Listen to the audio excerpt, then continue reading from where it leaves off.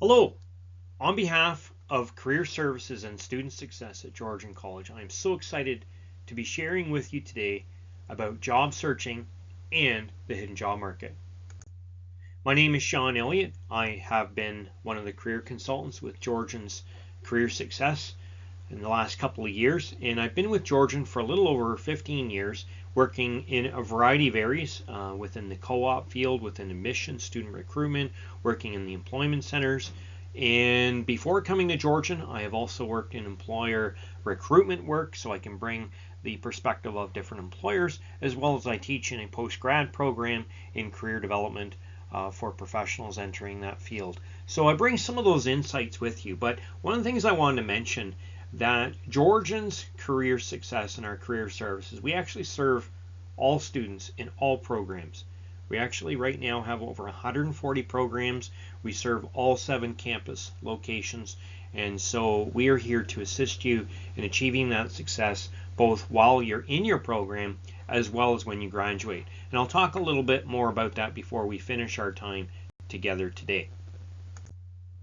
Now, before I get started in our materials, I'd like to mention that we launched a pilot where students can actually drop in for an hour called Career Conversations to talk about anything to do with their job search, career planning, labor market resources. We call it Career Conversations on Tuesday mornings from 11 to noon, and you can join either in person or online. So I'd encourage you to register and get more details on Georgian Connects. We've had some incredible different guest speakers, some topics that we've covered, and you can join with us on a weekly basis, and love to see you there. As team members of Career Success, in serving all of our campus locations and the different programs where students might be enrolled in, many people will say, well, can you help us in planning our actions, looking at our job search, looking at our career plans overall? And one of the things that I say is very important is coming from the career planning model that we have with Georgian students, is that it's important to know yourself and look at what are your career interests, what are your personality strengths, what are your career anchors, what are your skills, abilities, all those kinds of things, when you're looking at the kind of actions that you're going to be pursuing. But also look at the options, look at the market out there, look at the prospects, look at the changes that have been taking place in any particular occupation in the field in which you're going in. And if you can look at both those sides in your planning, as you look towards your actions, that is a more well-rounded type of career plan. And so this is actually something that is on the student portal, and there's a lot of resources that help to support that. But when I'm talking to you today about this very topic, I also come sharing it from that perspective. So it's not a hidden agenda, just so you understand that we often partner with you as a student to look at how to achieve success, looking at it from that well-rounded perspective. So in our presentation today, I want to cover 4 things. First of all, I want to look at what is a well-rounded job search. Second, I want to look at the hidden job market and what are some job search methods to try to maximize that. Touch on a little bit around some employment scams and how to avoid that. And then lastly, the resources that can help you to achieve success either as a student or as a grad. So what are some of the top traditional methods of finding a job? Now, if I was sitting with you, I could probably get some great ideas from you around what are some of the top things that you often would think of. Often people will say, things like handing out resumes or applying online, networking, going to job fairs, right? Like there's all kinds of things that you would be looking at in terms of traditional methods of trying to find a job, right? So did you have to study something ahead of time? Like, did you have to do a course to try and figure these things out? No, right? So most people think of these strategies already, but in some ways, career development professionals and employment consultants are not the only professionals that focus on these tools, but it's actually these are probably the main reasons why most job hunters come to professionals like myself when these things are not working, right? they're not working for them. So they look at, okay, well, how can I do something different? And really, sometimes it's just a matter of changing our perspective. Sometimes it's a matter of just looking at some tips. The consensus among the experts is that you should send out between 500 and 1,000 resumes. Okay, if you're merely just sending them out without applying for a specific posting, or if you haven't been asked for it. And yet, the crazy thing is, with career services at our college, we still get hundreds of students coming to our hub asking if they can print off piles of resumes to distribute for part-time and graduate work, right? So if you were into gambling, like, would those be good odds? You know, on one job posting website for an agency that worked with multiple companies, they collected over 85,000 resumes, but less than 850 resumes were even looked at. Like, that's a lot, right? And guess how, like, it's just crazy. Like, so we don't want to play with those odds. So what we want to do is try to look at what are some more effective methods. And that's the purpose of today. So what's the success rate for applying for jobs on the internet? 4 to 7%, right? So it's actually pretty low if you think about it. Yet, you know, this is often the default. This is often the most traditional method of trying to find a job. People go online. And yet it's not really that successful. If you think about it, if you turned it around, that means there's over a 93% failure rate. So a lot of rejections, and that's why a lot of students will come to us and say, well, you know, I look at what I've been doing. Like, I've been distributing my resume online and applying for all these jobs. Look, they'll even send me a spreadsheet. And look at the list I'm working with, Sean. I'm still not getting anything back. What am I doing wrong? I'm like, well, you're probably not doing anything wrong. It's just that these are how low the odds are, right, when you're applying that way, which is why it's important to have this kind of topic, right? So that's why we need a well-rounded job search. There isn't one method that's going to be a guarantee. You need to use a variety of different resources and methods. And yeah, you may use some of the traditional methods, you know, so job boards, social media, employer websites, even volunteering might be ways to explore opportunities in your job search. But what if you decide that it's too much work or it's too awkward to go outside your comfort? Well, why is it important? Well, to increase your chances, to get away from your comfort zone. I mean, if that worked, you wouldn't be considering other tips or advice. Using other methods will also increase your professional network. And that will help you beyond merely even getting the job. Because if you grow your professional network, right, you can continue to connect with those people beyond that next job that you're going to secure. And these could actually be connections that you could build on in your future and even in personal settings. So what are some of the favorite job search strategies and resources that you go with usually, right? So what are some of those things that you automatically think of using or like to use? Well, I'd like you to think about that, and today maybe even consider what are some ways that maybe you could optimize those, capitalize on those, or just maybe change them with some of the things that we're going to talk about in this presentation. So job boards are often a common way to look at many of the opportunities. Matter of fact, don't forget that as a Georgian student and as a grad, you have access to a job board called Georgian Connects. There's Indeed, LinkedIn, you know, a lot of people think of those.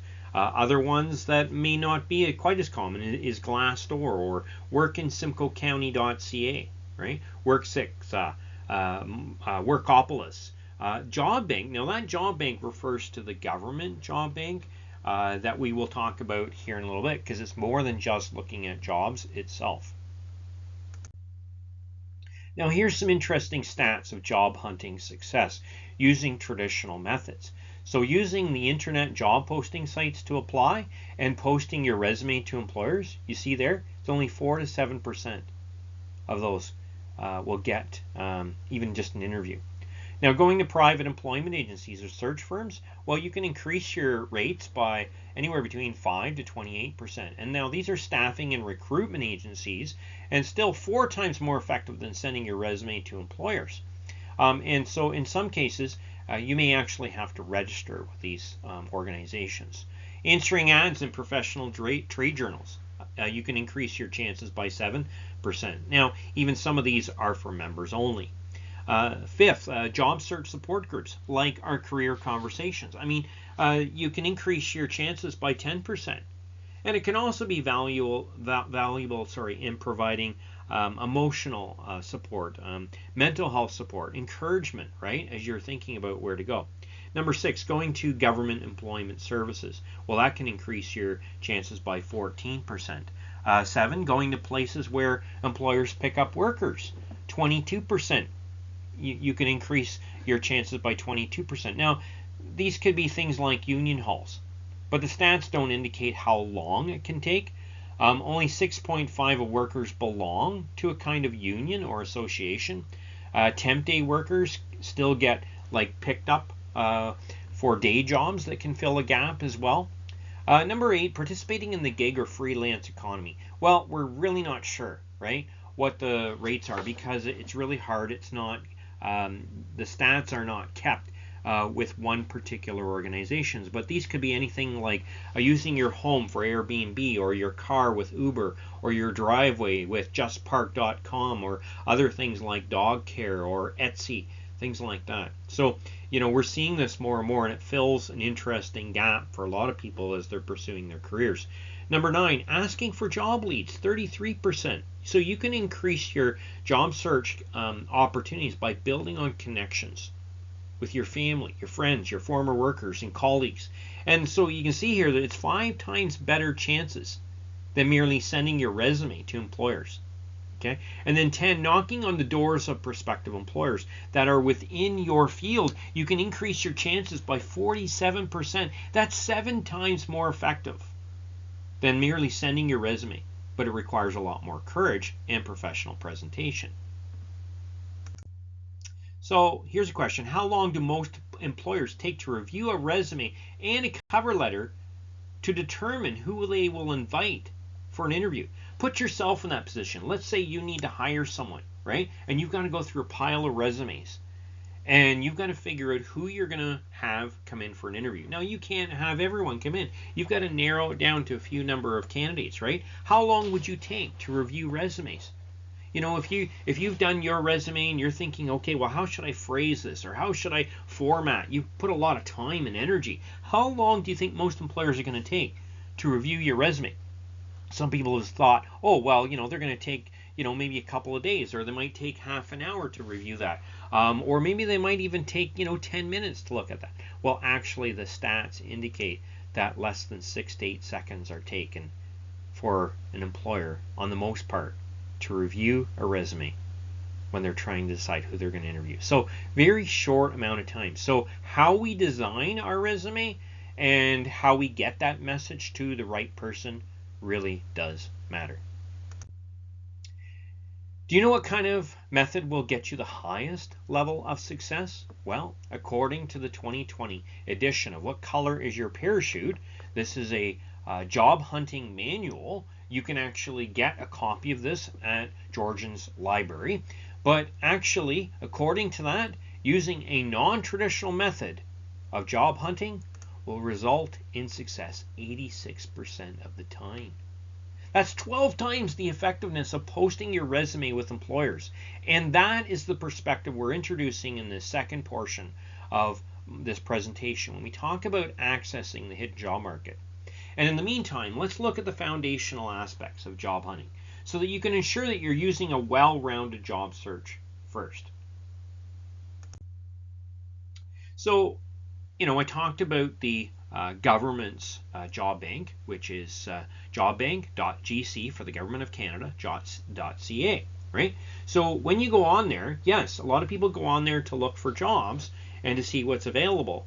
But you can also go on there to look at things like, if you can see in the top of the menu there, career planning, as well as labor market information. So you can use it for other sources as well. And for anyone that, for an example, that really wants to know the knock code, because maybe they need that for a post-grad work permit or PR status, or they really want to see how that fits in with other occupational profiles, that Job Bank actually provides the knock code for the jobs that you're looking at as well. Now, Georgian Connects is our college job search website for students in co-op and non-co-op programs, as well as grads. And these are positions that are posted on a regular basis. So you need to be checking this every other day or every few days, okay? Because things will change on a regular basis. Now, if you haven't used it yet, I'd encourage you to do that. I will show you where you can find that before we finish out today. But I also want to mention that you should sign up with a personal email under the grad alumni account, because students in their graduating semester have to register for an alumni account to continue accessing grad jobs after they finish. So you can continue using this. And if you think about it, your peers who have gone before you, they may be employers now, and they're actually reaching back to Georgian to say, I want to hire another Georgian student. Okay, so keep that in mind. That's a great resource for you.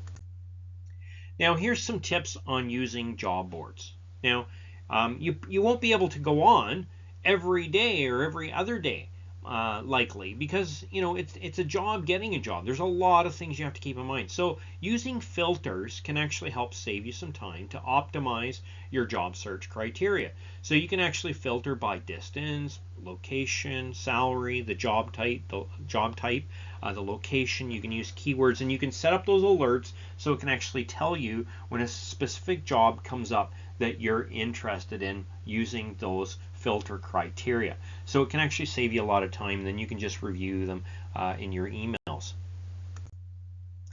So the hidden job market, these are openings that are not posted, and often the needs that are in many ways unfilled in an organization. And these are things that where the company wasn't looking to fulfill unless they came across the right person. So the hidden job market is not about getting work under the table, cash jobs, or hiding the money that you might make from entrepreneurial initiatives. What does an iceberg look like? I mean, how did it impact the sinking of the Titanic? We may have seen that movie. The iceberg was actually quite larger under the water than what it was visible. And in the same way, when we think about this with the job market, most jobs are not obtained by handing in a resume to a job ad that's already been advertised.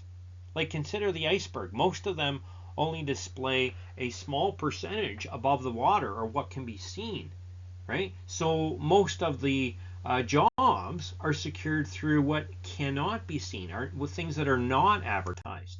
And actually, they say that over 80% of the jobs are not advertised. So it's like that iceberg, right? There's so much below the surface. So why is this something that we want to bring to your attention? Because it's very valuable for you as a job seeker. Because you can be more effective when you can connect with employers, when you can connect with people before it actually gets advertised. And in a lot of ways, if you can get to them before it gets advertised, right, it's less competitive. So we want to dispel the myth, in terms of where the jobs are and what are the best ways to try and get those jobs. I mean, if we think about it, when we first start thinking about, well, I need to get a job, a student says to me, okay, you know what, I'm getting close to graduation, so I really need to start thinking about getting a job. And so the first thing is they think, oh, I need to start looking at the job ads. I need to see what's posted. I need to see what's available, right? So they start at the top of this triangle, right? But it's interesting because the employers start at the other end of this triangle, right? So they start thinking, oh, well, you know what, I need to hire someone. So they start talking to those who they know, right? So they talk even from within their organization, or they may talk to headhunters or agencies or other professionals working in the field saying, hey, do you know someone who's looking for work? Or do you know someone with who's really good in these types of skills? They haven't even started looking at resumes yet. A job ad hasn't been advertised. It hasn't been put out, right? So really our goal should be to grow in our networking by making personal connections so that we can actually start where the employers start, not at the opposite ends of the triangle. And so this is often one of the key areas or the key ways in which students will want to work with career consultants and the career success team in helping to build their networking plan, to build that job search competitive edge. And that's really what we're wanting to talk about today. So networking can help you to create this competitive edge. We encourage students to have that competitive edge by developing an employment portfolio. The college has launched a new pilot employment portfolio platform called PebblePad. And so with that, you can experiment with this. You can go to the Learning Journey platform on the student SharePoint, the student portal, to explore it further. And networking with employers is one of the most effective, non-traditional methods of finding a job and building your career. And if we think about it, for those introverted professionals, networking can be one of the most challenging exercises to engage in. Creating an elevator pitch can be one of the most strategic and helpful strategies to help you think about what to say and how to get it started. And if for those extroverted professionals, creating an elevator pitch introduction can actually be a productive way to release your preferences and connecting with people in a dynamic manner while staying on track with a professional edge. But how should you develop an elevator pitch introduction with employers? Well, from the job search game plan article that we have posted on the student portal called My GC Life, it's called Job Search Game Plan, you can build an elevator pitch, and there's some guidelines on there. I've taken some points here from that to make it easier for you than you realize. It might not be easy, of course, putting yourself out there and presenting yourself in that transparent manner, but it's one of the most important means to communicate. Employers will hear your passion through your voice, your tone, your body language, and the words you share. And it doesn't have to be long. So what would you include in a 30 to 60 second introduction? Well, as you can see here from the outline, you would share your name, your program, the college you're in, the field or position that you're interested in, then 2 or 3 top qualifications from maybe your knowledge, your skills, your experience and interests that would be of value in the field or the position that you're going for. And then show your interest in the occupation, in the company, or the industry field. By asking for an informational interview or a short meeting to get together, you're not asking for a job. Okay? So does that sound reasonable? I'd like to ask you to think about this, to try it yourself. Now, my colleagues challenged me to try this in an actual elevator to see if it could actually be done in a short amount of time, actually building on the actual title of this introduction. And I was not prepared ahead of time. Okay, so it's not something that's really polished here, or when I did it, except that I had thought through these 5 main points of what to include. So I'd like you to listen to my attempt to consider how you could do yours, and you could probably do a better job than what I can. I am a graduate of George Brown's Career Development Program, and I'm excited to talk to you about my interest in becoming a career consultant in your college. I've worked in career development and employment centers for over 10 years through employment programs, college areas, cooperative education, work integrated learning initiatives, and community agencies. And having the reputation of creating and implementing new initiatives has highlighted my innovation, problem solving, and creative skills. I'm curious if I could take some time to talk to you about the kinds of challenges and opportunities in your school and the things that will lead into students' career pathways. Thank you. All right, I actually did it in under 60 seconds and before the elevator closed. So hard to believe, but it can be done. So from our workshop on interviewing skills, one of the most common interview questions that employers ask, and the most job seekers also struggle with, is tell me about yourself. Now, if you think about it, the elevator pitch introduction can be a great way to start answering that question. And it helps you build that professional competitive edge with your communication. With that question, it's not the time to share about your hobbies or how you're feeling that day or how bad the traffic was when you were trying to get to the interview, right? So take advantage of the fact that if you have an elevator pitch introduction, it's a great way to start off your response and get the interview off on the right start. The question, "Tell me about yourself," is what HR professionals call an open-ended question. It allows you to talk about your top qualifications. So you can make a choice about sharing maybe about your technical skills, your transferable skills that could be acquired through either your education or work experience, right? So it gives you that variety. And this is also a great opportunity to use your elevator pitch introduction. So as I was saying, your elevator pitch introduction can be used to answer the question, "Tell me about yourself in an interview." So let's hear an example from our job search coach at the Career Hub at Georgian College. You might be surprised how much information Prezi can get into a 30-second introduction. And this is a great way to get your interview started off on the right foot. Hi, come let's see how I answer to the most frequently asked interview question. Tell me about yourself. Tell me about yourself. Hi, my name is Prezi Makwan. I'm currently pursuing a Business Administration Human Resources program at Georgian College. I bring experience as a job search coach, honing my communication skills and expertise in resume and cover letter reviews, as well as maintaining strong employee relations. Additionally, my role as shift lead at Southmark has equipped me with invaluable skills in onboarding, training, interviewing, and managing correspondence as well. I'm eager to leverage all these experiences and skill sets in a dynamic human resources recruiter role within your Async organization. I'm excited to discuss how my experience aligns with your needs and how I can add value to your organization. So isn't that amazing how Prezi was able to get that into such a short time? I'd like to bring up a resource. Your student activity fees pay for a number of platforms, resources, and supports. And one of these is My Interview Practice. And so if you can scan the code, or if you can go on to My GC Life, you can actually gain access to this platform to record your own elevator pitch introduction or to use it for additional interview practice.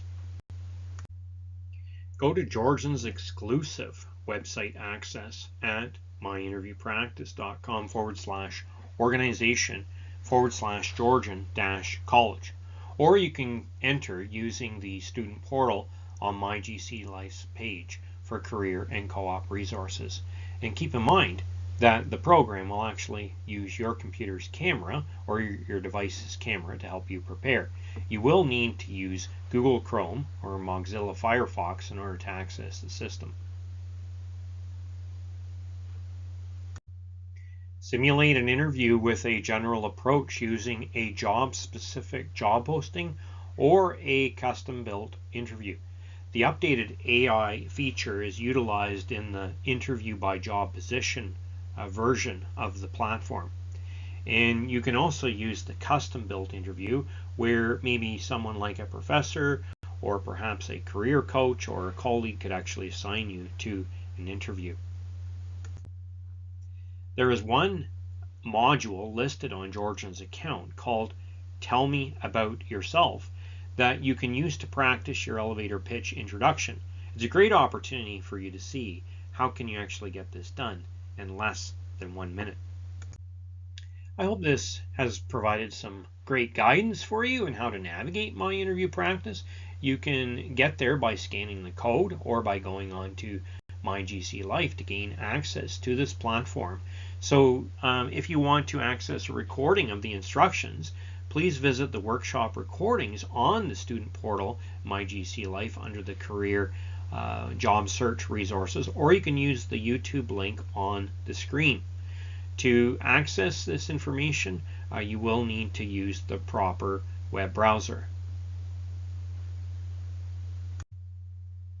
Talent Egg promotes the elevator pitch, hailing this as a brand new way to get noticed and recruited by top employers.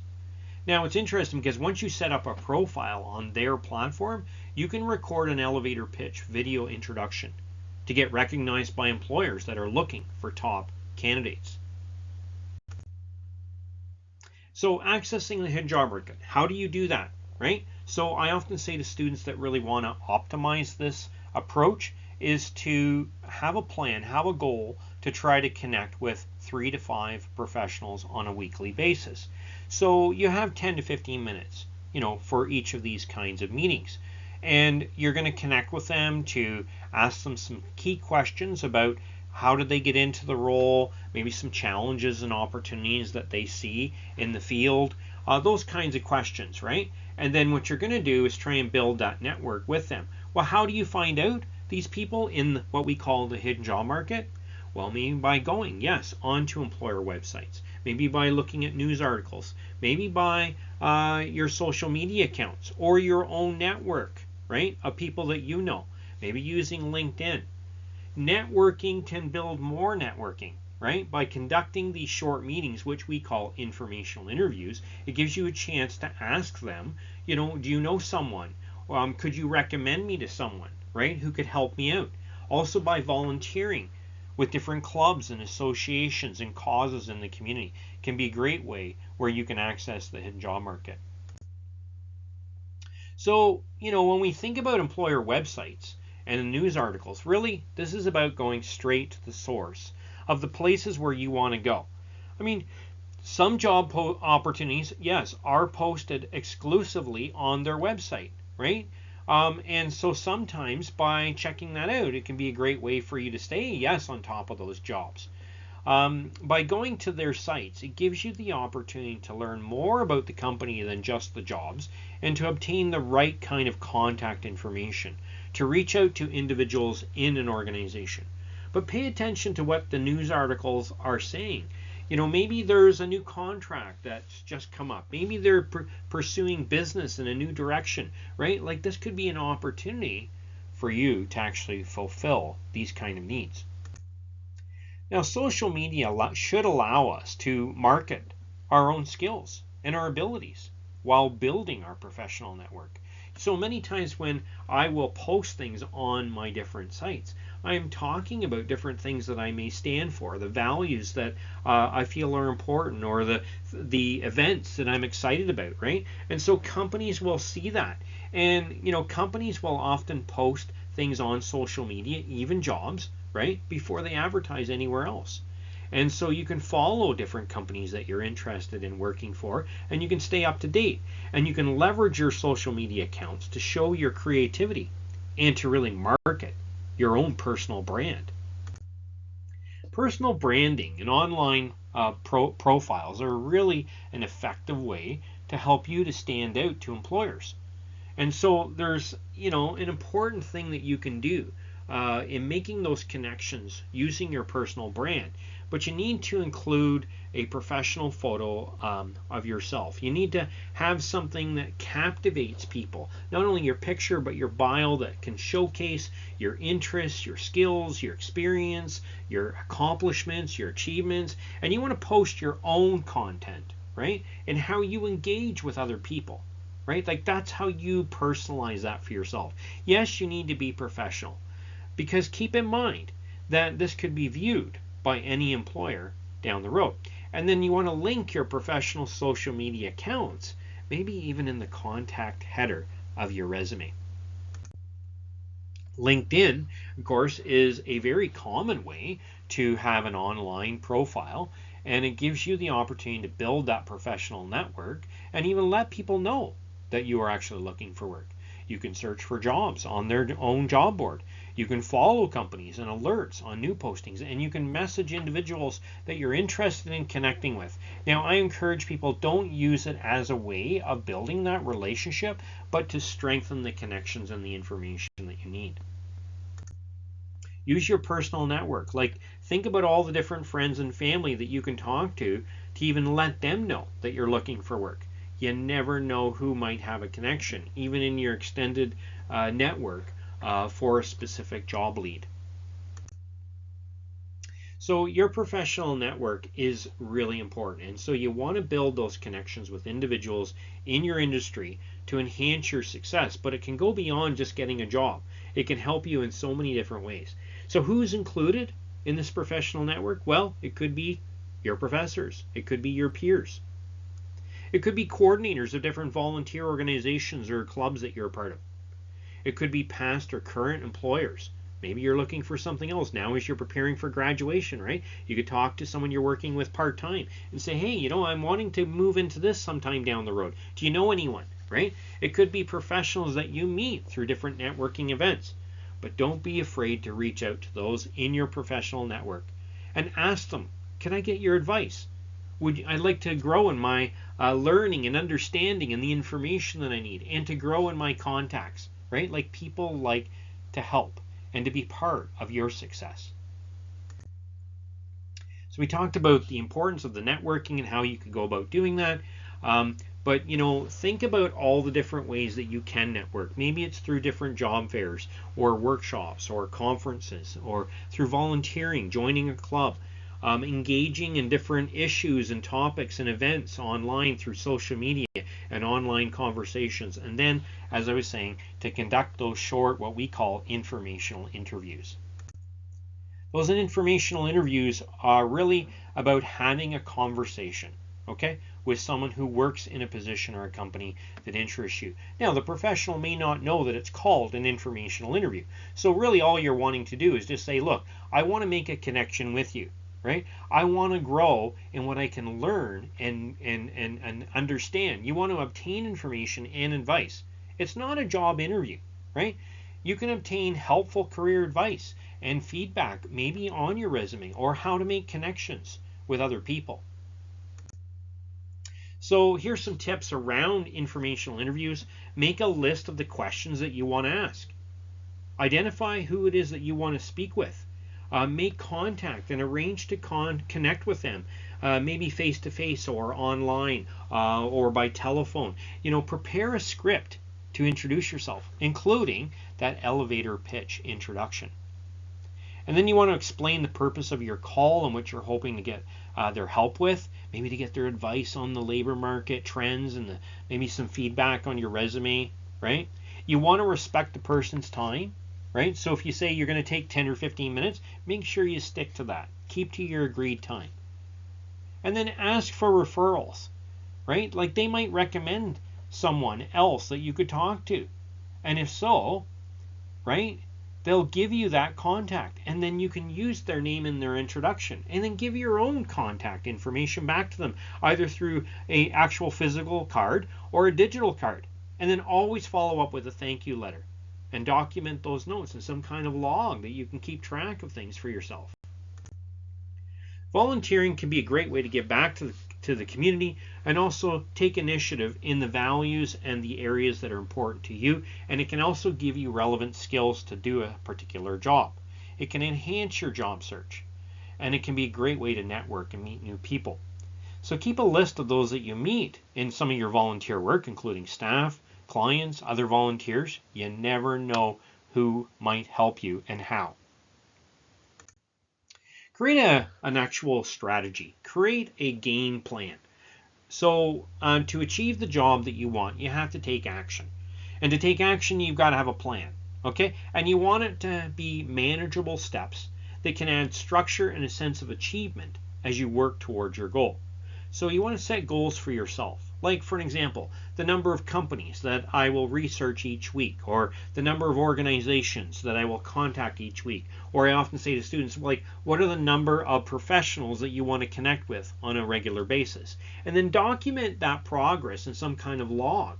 And, you know, we do have a job search tracking sheet on the student portal that you could utilize, or you may want to create something for yourself. We talked about the different ways that you can network with people, but as you're networking, right, keep track of these efforts in a variety of ways. Now, I wanted to say something about avoiding employment scams. We often say that if something does sound too good to be true, it probably is. So the interesting thing is, if an employer is not legitimate, okay, there is a chance they will be asking you for money. They will be asking you for things before there is any kind of commitment, okay? Legitimate employers will interview you, okay, before they offer a job. So, don't offer someone money before starting a job for work that you haven't even done, okay? Do not send out financial information like your credit card, your bank account information. I mean, sometimes it seems common sense that we wouldn't do that, but when employers say, look, just send me this startup fee, or just send me this for materials and resources, and then we'll get you started next week. No, there's some flags, red flags that should be going up. All right, they should not be asking for financial information from you before there's some kind of written agreement. And often in Ontario, Canada, when an employer hires you, they will also get you to fill out some kind of government tax form. If that has not been done and there's no written agreement around your employment, there should be some warnings. Don't give out any personal information about your social insurance number or your date of birth. Those kinds of things are not needed until after you've accepted a job offer. Okay? So keep those things in mind. It's important for you to research companies for an online presence. Check out, what do they actually have? Does it look legitimate? If not, then you may need to question that. If you are communicated with by email or by text or other forms, watch out for typos. So sometimes there can be a lot of people that will fraudulently try to pose as some other type of company, but they've just maybe added an extra letter or a number or some kind of code, and it's in the email. And if you can see that there's that change or that typo in the email or on their website, there's probably something wrong. Okay? Like I said, if something does sound too good to be true, it probably is. The other thing I want to mention is, if you're not sure about a particular employer, please reach out to the career and co-op team. We actually do keep track of different scams that come up, as well as we will share this with other colleges, so that hopefully we can try and avoid the number of companies or people that are trying to take advantage of our students. So one of the recommendations I would suggest is consider a job search strategy. Just pick out one that we've talked about today to optimize or to build your job search competitive edge. Just try it out and see how that can actually change the way that you approach things. I want to end our time out by just sharing some of the resources that are available to you to assist you with your career success that are part of the student activity fees that you pay for at Georgian College. Career Services can help you with resume and cover letter revision, with your interview preparation, with your job search and networking strategies, as well as with career planning. To access our services online in the student portal, you can go to the waffle menu on the Georgian College main website, go to My GC Life, and then from there go to Student Services. When you get to Student Services, you'll then go to the next menu item, which is Career, Co-op, and Field Placement Resources is where you want to go, and then you'll click on to Career Success. When you get to Career Success, you'll see this data bank of resources and platforms, including job searching, for things for resume, cover letters writing, interview prep, labor market information, more education and training information, job boards, and career planning. If you want to drop by our Career Hub, we are located at the Barrie campus in M204. You can come see us in person for assistance, revising your LinkedIn profile, reviewing your resume, cover letter, getting in interviewing skills or job search tips. Or you can get support by in booking an appointment with a career consultant. You can drop in Monday to Friday, 9:30 to 3:30, or if you would prefer remote service, you can email us at gccareerhub@georgiancollege.ca. You can also scan the QR code on the screen or to get to the right page. To access the Georgian Connects portal that is available to Georgian College students and grads only, you can go onto the waffle menu on the Georgian College website and select Georgian Connects. There you can find information such as the job postings that I was referring to, whether they're part-time jobs, contract jobs, grad jobs. You can also look at different workshops, events that are coming up, as well as if you're in a co-op program, you can book appointments with co-op consultants. To book an appointment with a career consultant like myself or one of my colleagues, you can use Navigate 360 in My GC Life to book an appointment. The services are available either in person, virtually, or by phone. And here's the nice thing, services are available to grads for 2 years after they finish their programs.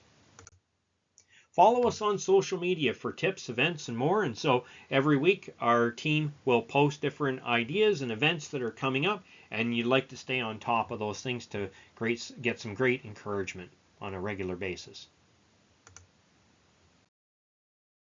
And keep in mind that if you can join us for career conversations on our weekly basis, we're meeting on Tuesdays from 11 to noon. You can join us in person or online and go to Georgian Connects or the Community Hub. You can also watch a video recording on some of the different topics that we have covered. Thank you for your time. I'm glad you've been part of this presentation. If you have any questions, please email us at careerandcoop@georgiancollege.ca. Thank you and have a great day.